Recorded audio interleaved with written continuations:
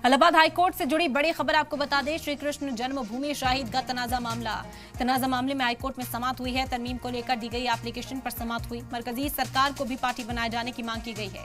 हिंदू फरीक ने की है मांग, मुस्लिम फरीक ने एप्लीकेशन की मुखालफत की है। तरमीम को लेकर एप्लीकेशन पर हाईकोर्ट ने फैसला महफूज रख लिया है। आपको बता दें कि दाखिल अन्य सूट पर 19 मार्च को समाअत होगी। 18 मामलों की एक साथ समाअत हो रही है। मथुरा कोर्ट में दायर हुए 18 वाद हाई कोर्ट ने अपने पास ट्रांसफर किए हैं। ईदगाह की जमीन मंदिर ट्रस्ट को देने की मांग की गई है। 13.37 एकड़ जमीन वापस देने की मांग की जा रही है। अहम जानकारी इस वक्त आप तक पहुंचा रहे हैं। इलाहाबाद हाई कोर्ट से जुड़ी हुई ये बड़ी खबर, श्री कृष्ण जन्मभूमि शाहिद का तनाजा मामले में हाई कोर्ट में समाअत हुई। तरमीम को लेकर दी गई एप्लीकेशन पर समाअत हुई है। और मोहम्मद गुफरान इस वक्त जुड़ गए, मजीद जानकारी हासिल करते हैं। गुफरान, क्या पेशरफ्त देखने को मिली, क्या कुछ जानकारी इस हवाले से?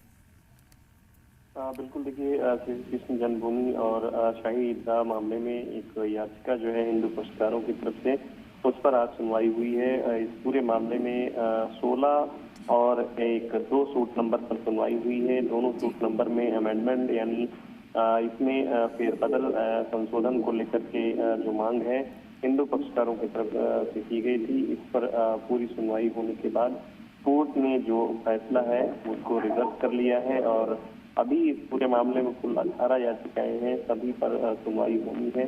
तो अभी मामला जो है अदालत में यानी कोर्ट में चल रहा है, लेकिन इस पूरे प्रकरण में हाई कोर्ट ने जो मामला है उसको एक तरीके से सुरक्षित रख लिया।